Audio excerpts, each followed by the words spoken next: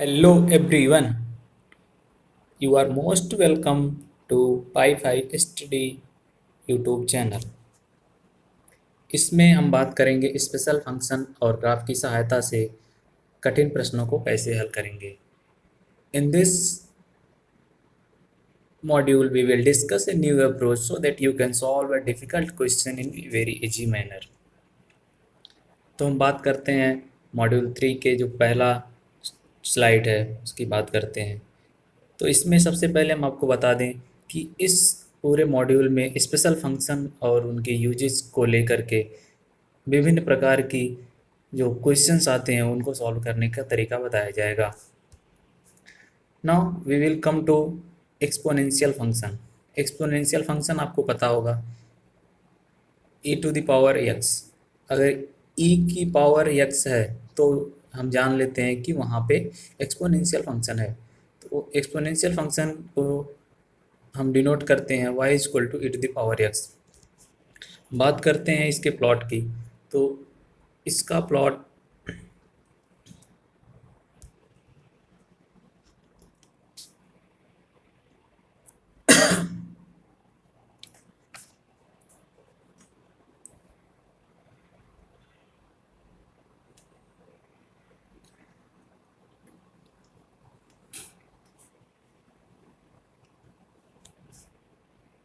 y axis को 0 और 1 पर कट करता है।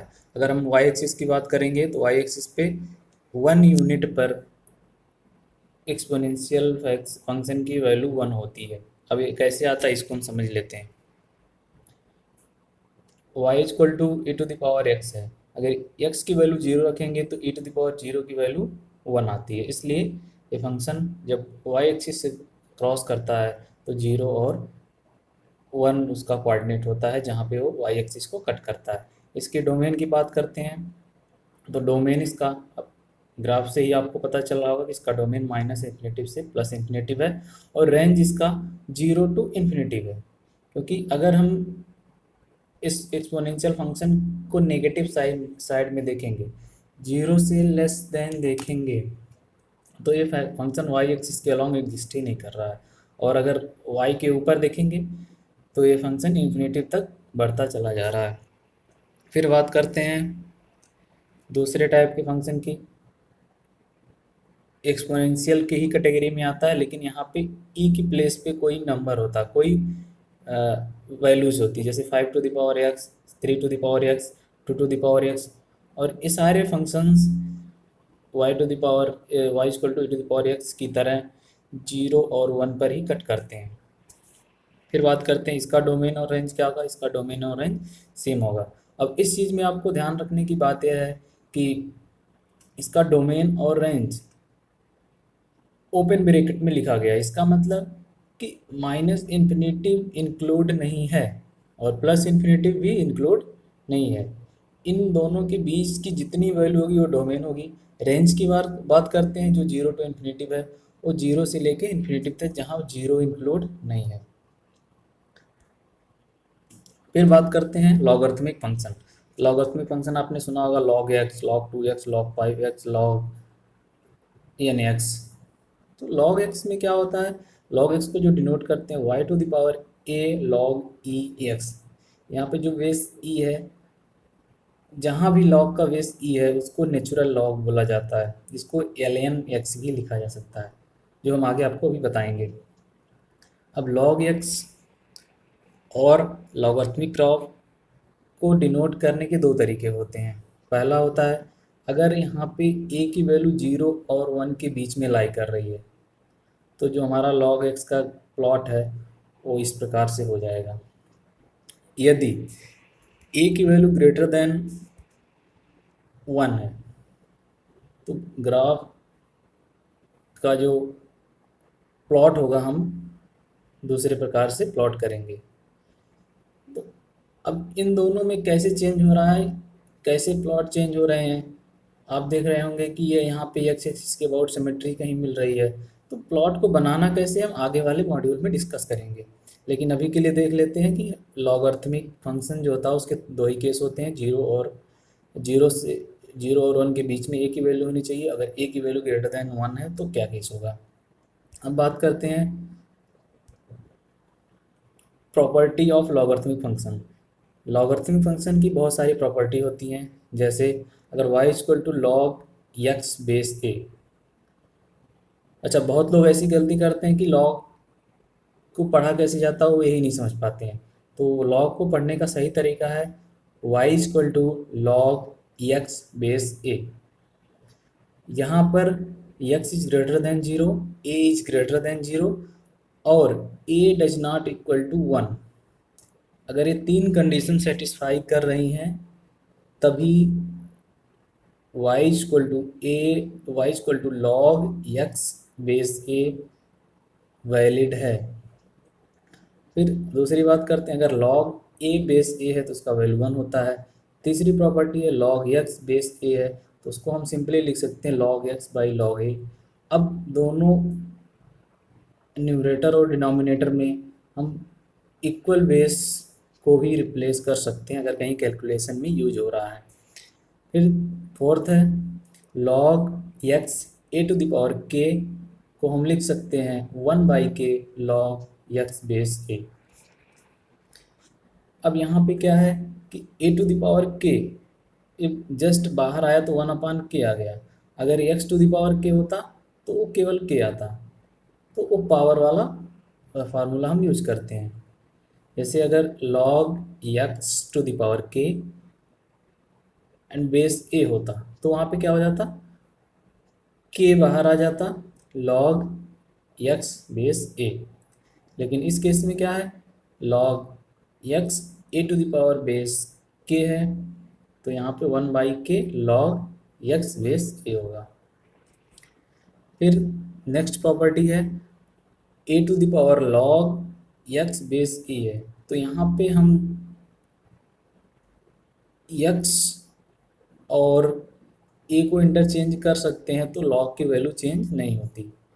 तो इस प्रॉपर्टी में a to the power log x base e को लिख सकते हैं x to the power log a base A.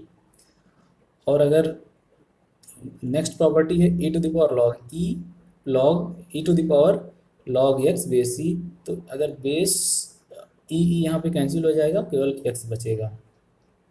Log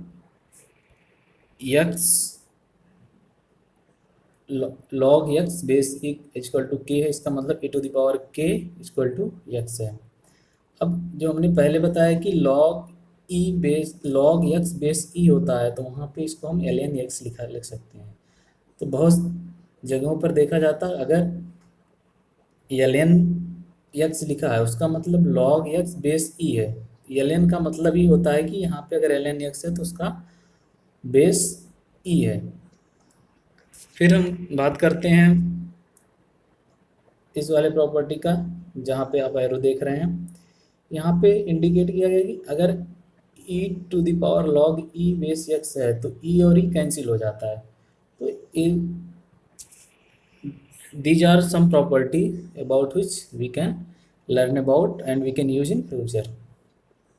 फिर बात करते हैं मॉडुलस फंक्शन की। मॉडुलस फंक्शन क्या होता है, मॉडुलस फंक्शन पहले मॉड्यूल में आपको मैंने कुछ बताया मॉड क्या होता है, लेकिन यहाँ पे कुछ डिटेल में बताएंगे कि how we can draw a plot using modulus function and the further scope of this modulus function can be described in module 4। तो y equal to mod x है,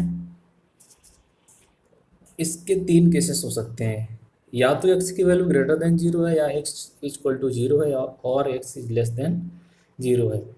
अब फर्स्ट केस में अगर x की value greater than zero है तो x होगा, zero है तो जीरो होगा, और x is less than zero इसका मतलब x की सारी निगेटिव वैल्यू है। Second case and third case में x की नेगेटिव वैल्यू को हम लेंगे। फिर बात करते हैं इसको प्लॉट कैसे करते हैं।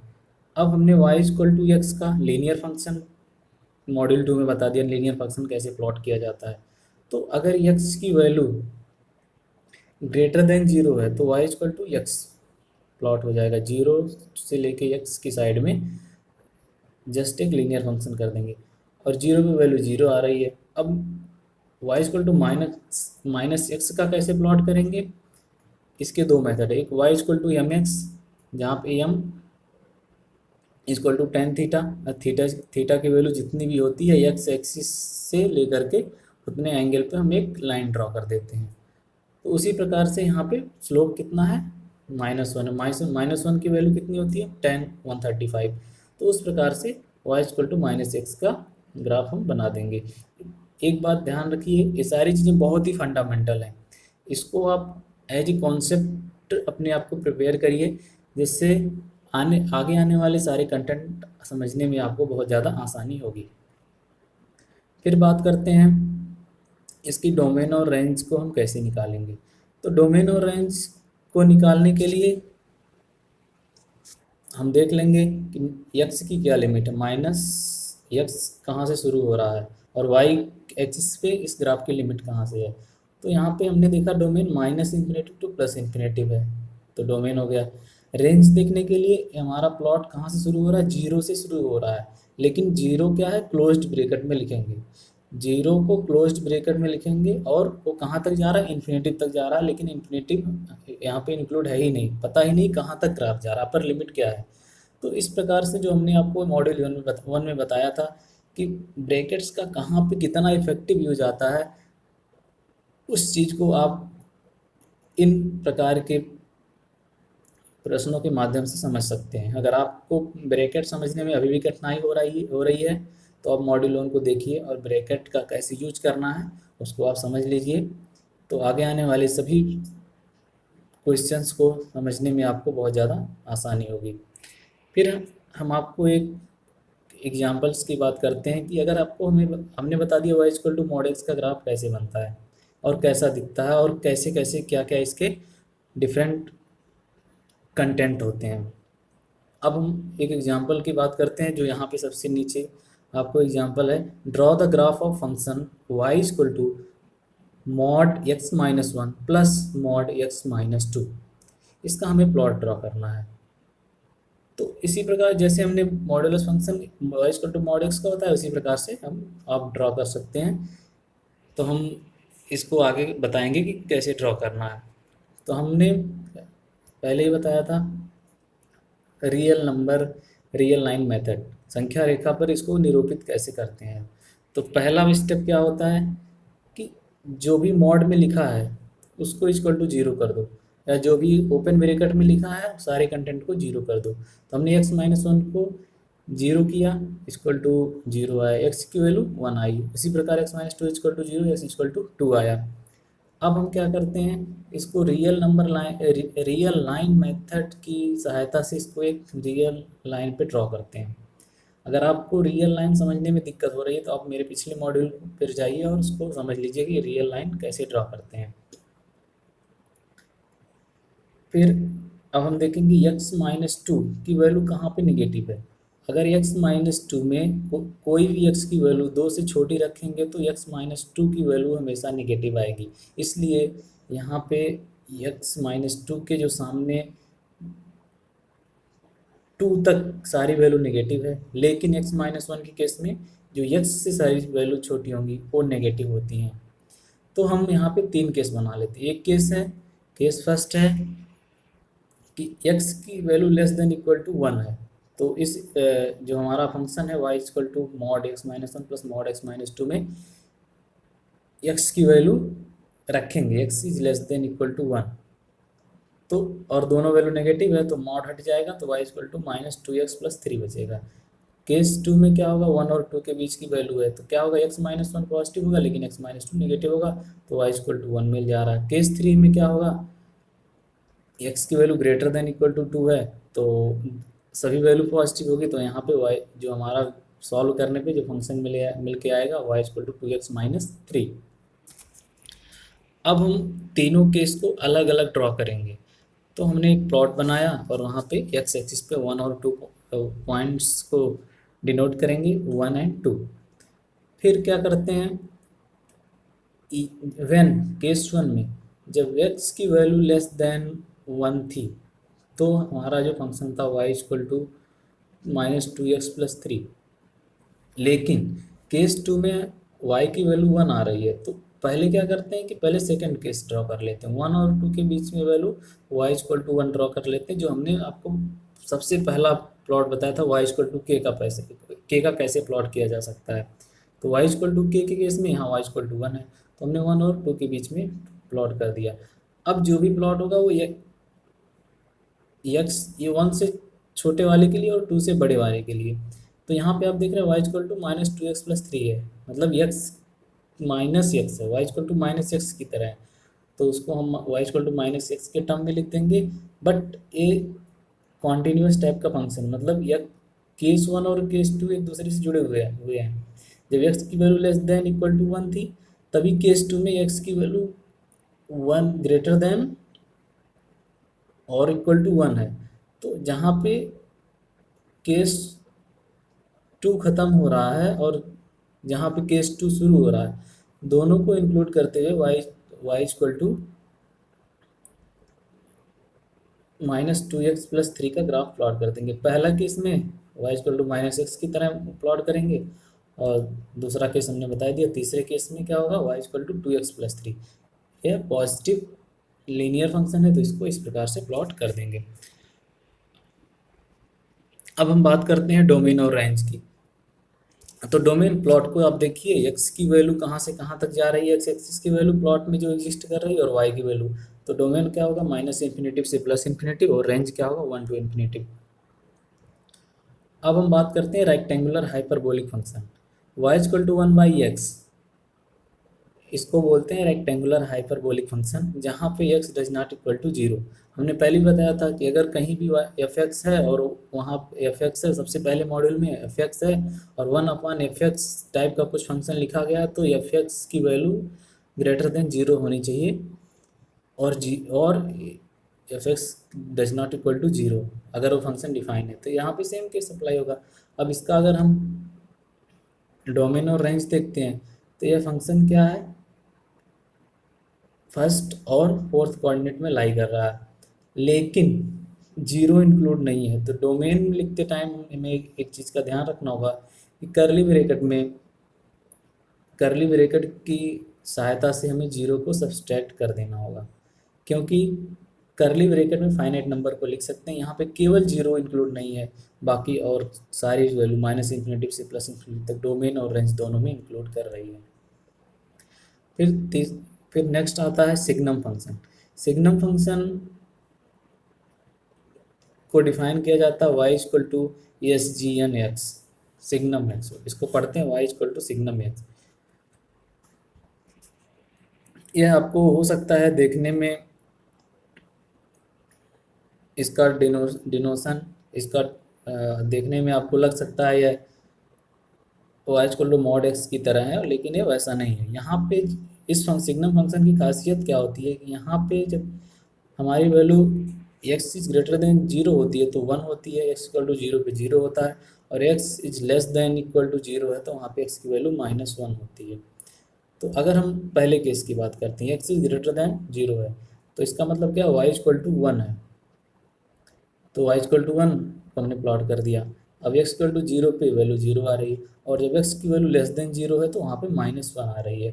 तो सिग्नम फंक्शन की ये प्रॉपर्टी होती है कि इसकी मैक्सिमम और मिनिमम वैल्यू जो लाई करती है -1 से लेके 1 तक लाई करती है। अब हम बात करते हैं एक दूसरे एग्जाम्पल्स की। इंटीग्रेट इंटीग्रेशन फाइंड करना है, integrate integration 2 to 6 signum e⁴x plus ln x plus x⁴ into dx। अब अगर आपको थोड़ा सा भी इंटीग्रेशन का आइडिया हो तो आप इसको सॉल्व करिए और बताइए कि इसका आंसर कितना आ रहा है। फिर बात करते हैं नेक्स्ट क्वेश्चन की, नेक्स्ट फंक्शन की, greatest integer function. Greatest integer function को हम दो नामों से और जानते हैं, ब्रैकेट फंक्शन और स्टेप फंक्शन। यह function step by step plot किया जाता है, मीन्स ये 0, इसके जो 2 पॉइंट के बीच का इंटरवल होता है 1 होता है, और जब आप और हायर स्टैंडर्ड की चीज़ें पढ़ेंगे तो थोड़ा चेंजिंग हो सकती है। लेकिन यहाँ पे ग्रेटेस्ट इंटीजर फंक्शन को जो डिनोट करते हैं y equal to closed bracket x, जहाँ पे जो क्लोज्ड ब्रैकेट है वो ग्रेटेस्ट इंटीजर फंक्शन को डिनोट करता है। अब हमने x और y प्लॉट कर लिया, x और y एक्सिस बना लिया, x पे वैल्यू 0 1 2 3 एंड y पे 0 1 2 3। यहाँ पे ग्रेटेस्ट इंटीजर फंक्शन में ध्यान रखना है कि जो इंटरवल होगा 1 1 का होता है, 0 to 1 1 to 2। मीन्स यहाँ पे सारी प्लॉट को डिनोट करने से पहले सभी वैल्यू को इंटीजर में ही प्लॉट करना है। अब जैसे यहाँ पे दिखाया गया कि 1 और 2 के बीच में ही ये वैल्यू लाई करता है, मतलब इसका इंटरवल 1 और 2 ही होना चाहिए। तो यहाँ पे हम क्या देखते हैं कि अगर ग्रेटेस्ट इंटीजर फंक्शन ऑफ 2.5 है तो उसकी वैल्यू कितनी होती है, 2 होती है।